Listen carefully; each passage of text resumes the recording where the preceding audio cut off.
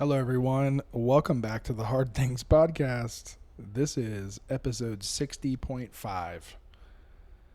I wish I had a better story, but if you were listening to episode 60 and it got cut off, it's because I swung my arm, talking, gesturing wildly, being a little too excited, and I wrapped my finger around the microphone cord, and I'm standing.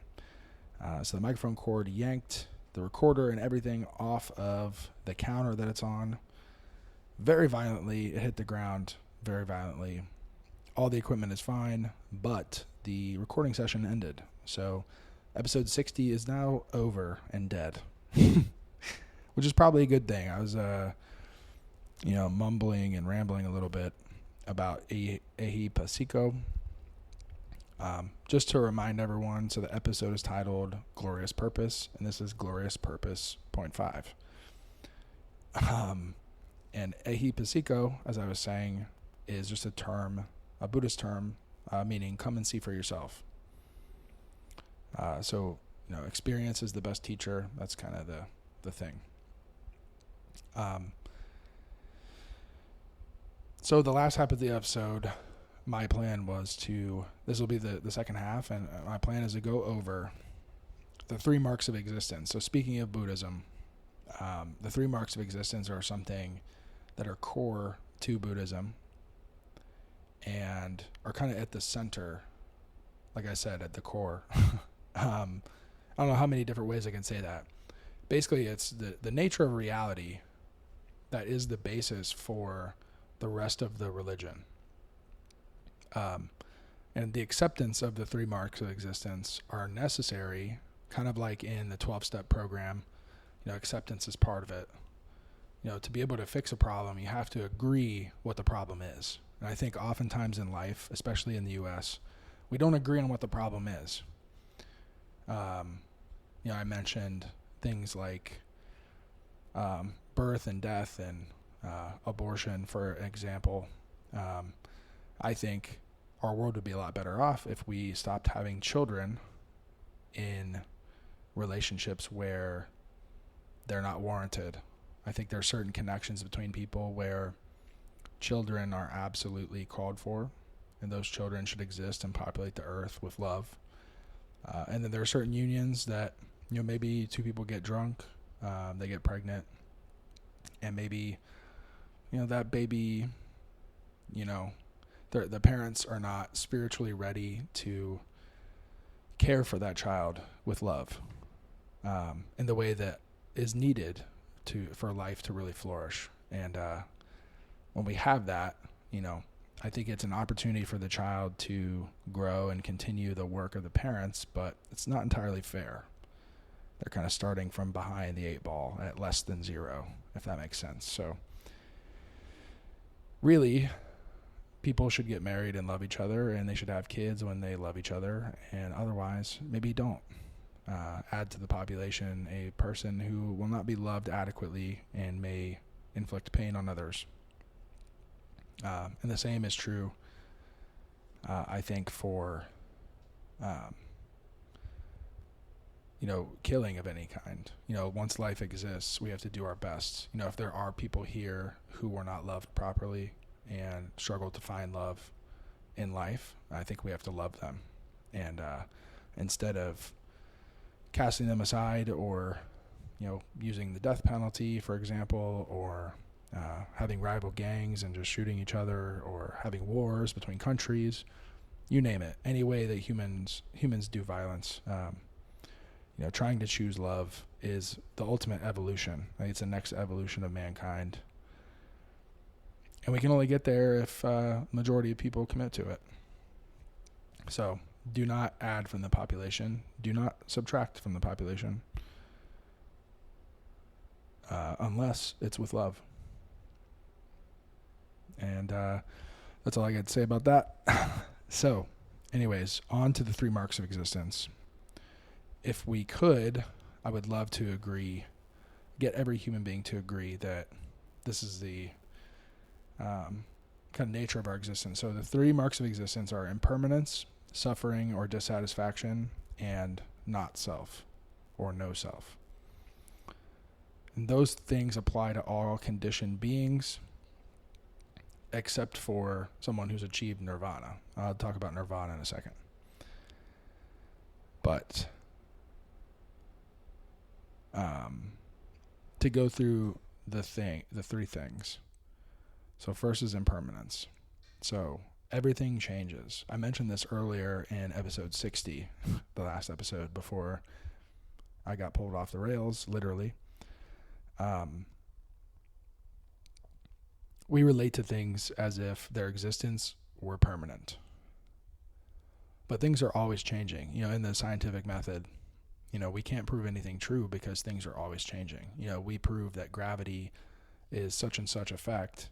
Well, guess what? A month from now, the planets realign and gravity might change a little bit, might swing just a little bit. It could be subtle. There's really no effects that we can see, but in reality, it's changed.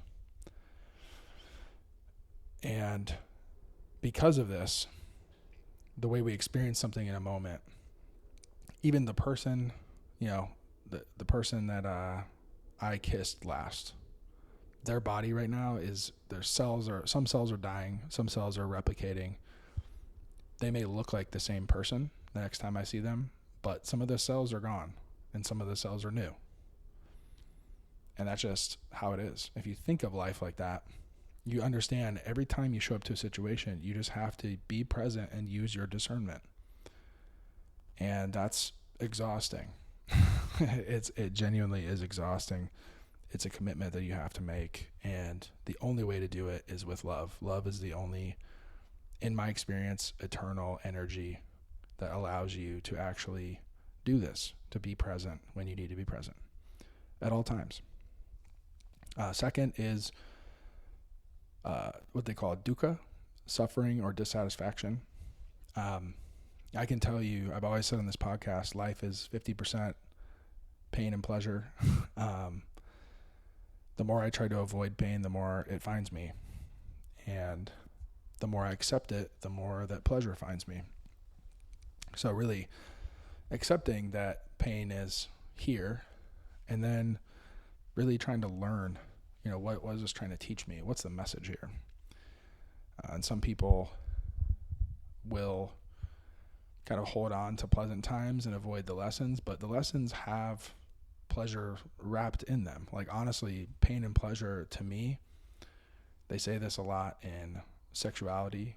I've heard like sex coaches or whatever therapists say like pain and pleasure are very close. And again, it goes back to what I was talking about before about the beginning and end of time with the show Loki. Like, if you focus hard enough, the pain you're feeling, there's a nugget of gold that you can find and find pleasure from the fact that you are now a different person and you're changed. And you have this knowledge, this learned experience, come and find out for yourself. So suffering doesn't have to be bad. You don't have to judge it. You don't have to say this is bad or this is good. It just is. It's just life. We're here and we have this opportunity. So lean into it. Suffering and dissatisfaction. And oftentimes dissatisfaction drives us to achieve things that we wouldn't have otherwise. So again, it's not all bad. It's just happening. And then the last thing is not self, non-essentiality or egolessness. Probably the most difficult to grasp.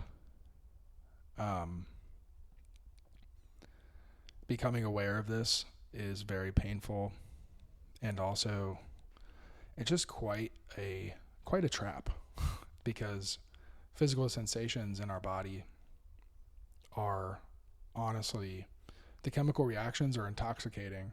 They're meant to be so that you can continue life. Like, things like sex and food and all these things we experience are meant to be amazing.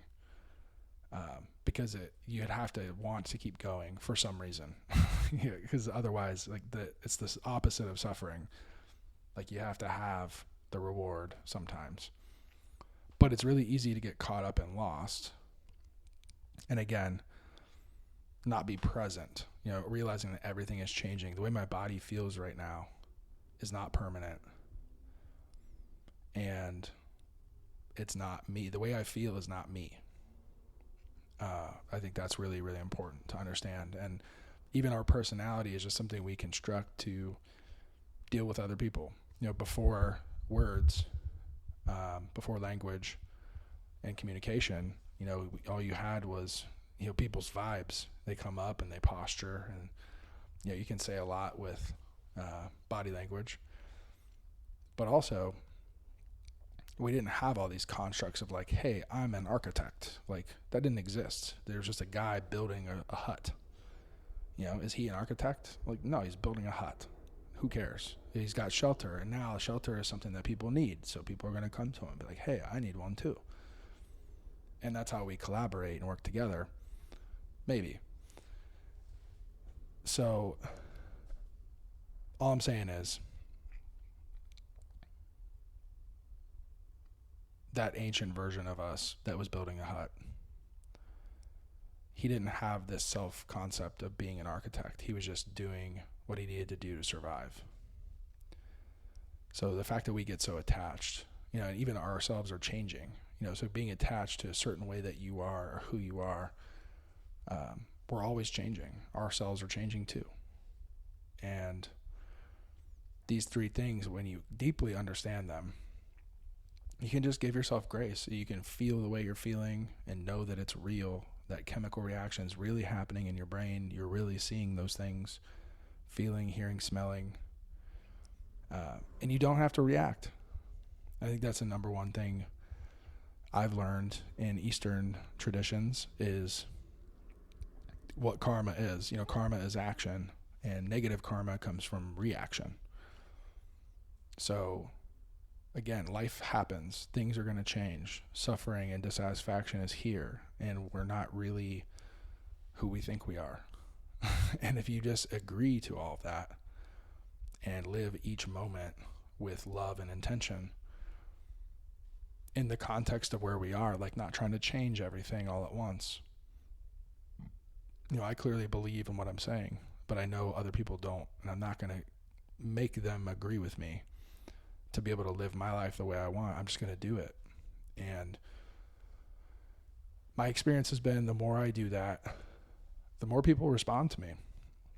If you don't try to force someone to see your viewpoint, they're going to ultimately love it in a way. And people get really interested in how I'm so calm and so present at times when maybe others aren't.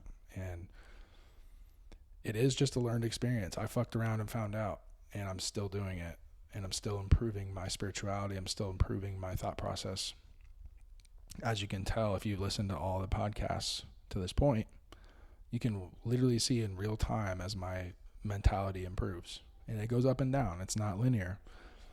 But over time, it has improved from episode 1 to episode 60. And I can feel that. Like, I know that for a fact. Just based on how my life's going and how I'm living. And I still make mistakes all the time, but those mistakes are integrated as quickly as humanly possible and improved upon. And so yeah, enough rambling for me. I think this double episode is actually not what I was talking about. We're going to have a triple episode now because episode 61 will come out at some point this weekend. And it's going to kind of continue along the Buddhist path a little bit, I believe. I still need to iron out some of the details. But I imagine I'll put it up around Sunday or so. So yeah. I just want to end talking about Nirvana a little bit. So Nirvana is a really cool band that had an excellent frontman that did end his own life. It shows you again, his band is called Nirvana and he ended his own life, and the highest highs and the lowest lows are way more close than you might think. And I think real skill lies in being able to balance the two and always come back. You go to the highest high and you want to stay, but you have to come back to kind of the middle ground. And same thing for the lowest lows. Sometimes you got to go down there and feel that to be able to build yourself back up. So, anyways, nirvana, it just means enlightenment or awakening. And some places it means extinction or cessation. And it's kind of like that last piece, the no self. When you really believe in no self, some people go a little too far. I think it's fair to live in this world and have a name and have an ego and have an apartment and have food and like provide for yourself. I think all that is necessary. So you won't find me going to a monastery. You'll find me practicing in the real world with real people where I can affect lives, just by my example and sharing my thoughts with others. But nirvana does not come cheap. I can tell you I've felt it, I think, at times, and maybe I haven't. Maybe I don't know the true heights of nirvana. Maybe nirvana only comes in death. Your pineal gland releases DMT and you trip balls right before you die. Maybe that's nirvana. But I do know it doesn't come cheap. I've sacrificed a great many things in my life, and a lot of them just mental versions of myself. And they, ego death is what they call it. I've died many times. I've thought I was some person, something, thought I was special in a special way, however you want to say it. And those versions of me have died time and time again. And this version of me that's speaking right now is also going to change. When I say die, I just mean it changes. They say your cells are fully replaced every 7 years. I'm about to turn 35. So have I had 5 different bodies in my lifetime? Like maybe. I don't know. What I do know is I've felt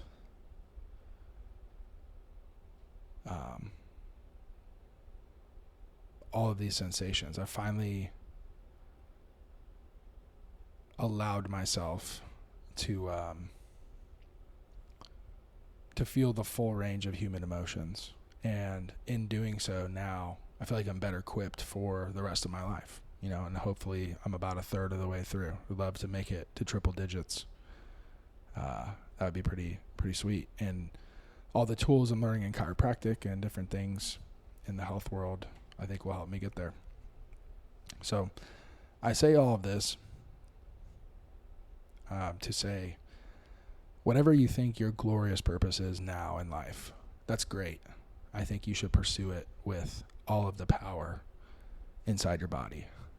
And in doing so, you will either confirm with results, or you will be proven so swiftly wrong that you'll pivot to something that is your thing.